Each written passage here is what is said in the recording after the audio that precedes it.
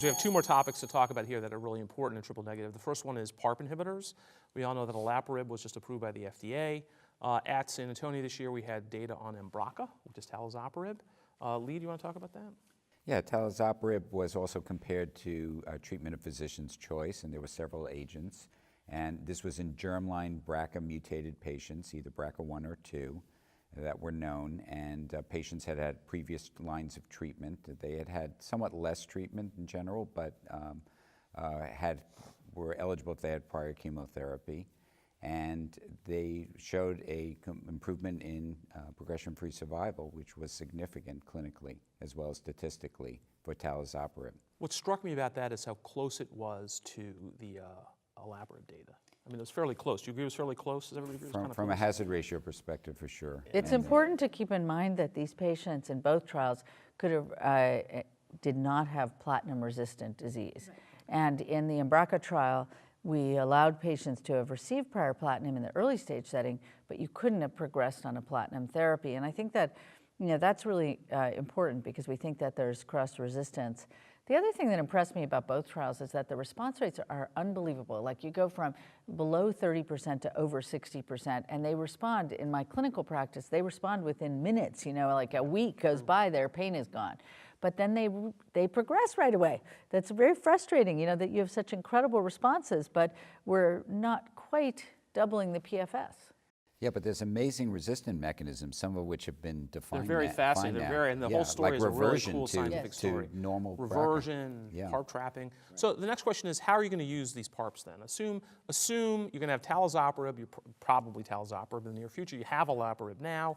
How are we going to use them? It's a new standard of care for germline BRCA. First line, second line, what line? First line. Platinum resistant, platinum sensitive, which one? Are they superior to platinum in BRCA? We don't know. We have no idea. But it's so much easier. So and you don't get thrombocytopenia, and you can always give a platinum after that. I mean, the thing is, marrow suppression is an issue, and the olaparib Anemia is the issue. Anemia is big, and the thing is that what happens with these patients is that then their marrow tolerance for further therapy may be impacted by the PARP inhibitor in some mechanism which I don't understand. So it could just be that they've had cancer for a long time. It's hard to know. Can someone answer the question that no one has been able to do? Why don't we do this like ovarian? Why don't we treat with platinum and then use maintenance? Because in ovarian, that's how it's done. We will be doing that. We will. We've not. No one's ever. There's people doing those trials. No, I know, but we will be doing trials. because we only just got our first PARP inhibitor. Ridiculous that it took so long to get a PARP inhibitor. But that's the point. Cancer. It took us so much longer in BRCA-mutated breast cancer than in ovarian cancers. Because it wasn't BRCA-mutated though. Because in ovarian, it's for all comers. It's not just for BRCA. There's so much less ovarian cancer than there is of breast cancer. But is there less ovarian cancer than BRCA-mutated breast cancer? I think there's a genomic subgroup that's similar. I agree, there are. When you look at the subgroups, they actually look at DNA profiling or RNA profiling. They are the same. So I think we should probably do germline testing now on all metastatic patients. I mean, clearly every triple negative patient should be tested. The prevalence is high enough that now you have a new agent. 25% of triple negative, 4% of ER positive are BRCA associated, actually, when they've done the studies. It's 25%, it's 24% actually the data. Anyway, two quick questions before we move on to the next question. The first one is, we're now doing next gen on a lot of people. We occasionally, again, we could debate on how frequent it is, somatic BRCA mutations that are not, when you germline somebody, it's negative. Right. Do you treat those with olaparib or drugs like it, PARPs? Would you guys do that?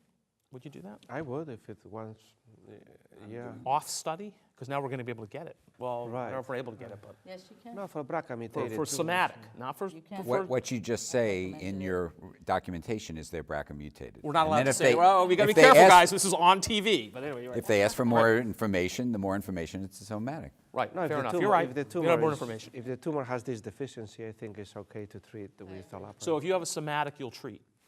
You'll treat a somatic? So fortunately, I have 3 clinical trial options available for my patients with somatic alterations. I have not had to struggle with that decision in clinic, so I've been lucky not to worry about that. But yeah, I think we definitely need a little bit more data of defining what are the somatic alterations that fall under that umbrella to definitely have it and then get that data. We have trials that are being conducted within the cooperative groups, and the Translational Breast Cancer Consortium is also looking into trials in that specific subtype. So I think once we have that data, I think it'll become more and alternate mutations also. Exactly. And what about alternate mutations that gets to the HRD? Do you think this is going to work in HRD or not? Like HRD defines a BRCA mutation right now. Well, but So beyond HRD, that, also, BRCA negative HRD. You think it's going to work? We don't know. We don't know. So, but right now you wouldn't do it. No. Correct. You would not do it. All right.